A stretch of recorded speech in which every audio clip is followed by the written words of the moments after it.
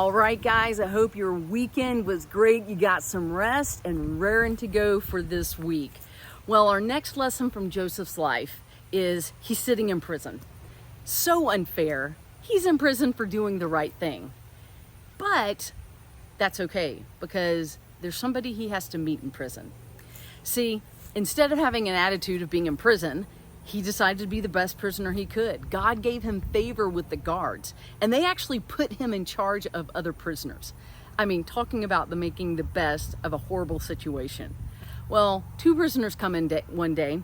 Both of these guys worked for Pharaoh. The cupbearer for the Pharaoh and the baker. Well, we know what a baker does. A cupbearer, that's the guy that stands beside the Pharaoh or the king, holding his cup, holding his food, not as just a servant, but also as a guard. Because if someone wanted to poison Pharaoh, well, it's his job to protect the food. He also had to taste test everything before Pharaoh ate it to make sure he wasn't being poisoned.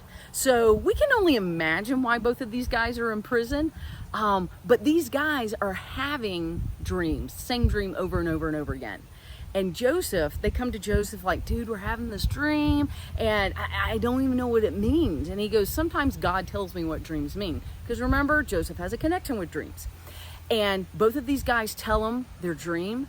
And Joseph goes, God is telling you what's going to happen to you. Cupbearer, in 3 days, you're going to go back to work for Pharaoh. Baker, in 3 days, you are going to be killed. I mean, what horrible news to give somebody. But sure enough, in 3 days, that is exactly the way it went down. Now, the cupbearer, as he's going back to the Pharaoh, Joseph's like, dude, please tell Pharaoh about me, because I'm in here because some crazy lady lied on me. Please talk to him about getting me out of here. Dude, gotcha, no problem. Walks away, completely forgets about Joseph. Now, this is what I find so intriguing. The Bible says, and after that, Joseph sat in jail for 2 full years. Now, I am just so intrigued at the fact that it says 2 full years. You just get the impression that it was 2 long years. Well, after 2 years, guess who is having weird dreams? Pharaoh. He's having dreams about skinny cows, fat cows. I mean, it's just crazy. Having the same dreams over and over again. Nobody can tell him what it means. Cupbearer remembers, hey, ding, ding, ding, there was that guy in prison that interpreted my dream. So they get Joseph, clean him all up, bring him before Pharaoh. Now, I just find this very interesting, is Pharaoh goes, I hear you can interpret dreams. Now, Joseph, instead of getting all like, that's right, I'm the man, I can do this. No, very humbly says, no, God sometimes tells me what dreams mean. So he goes, Pharaoh, what's your dreams? And he tells him his dreams. And he goes, Pharaoh, God is warning you. God is warning you that there's going to be 7 years where Egypt has a ton of food, but then there's going to be 7 years of famine. Famine is a bad thing that happens to a large area.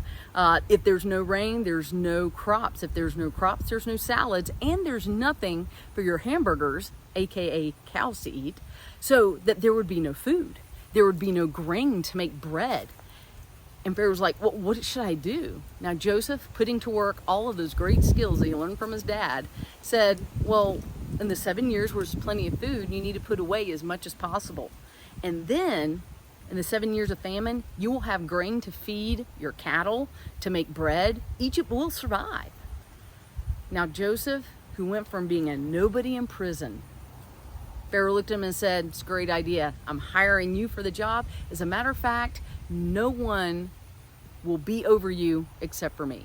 Gave him his signet ring saying, I'm putting you in charge of this and I trust you. He went from being a nobody to being second in command in Egypt. Guys, God had a plan. I mean, because think about it. If he had not been sold into slavery by his brothers, he would have never ended up in Egypt. If he had never ended up in Egypt, he would have never been thrown in prison, met the cupbearer, and been able to interpret this dream. God's doing several things here. He is not just rescuing Egypt, because this famine does not only hit Egypt, but the entire Middle East. Well, he has a whole family back in Canaan, what we know as Israel, that now doesn't have food during this famine. So guess who, after 14 years, shows up in Egypt to get food? Joseph's brothers.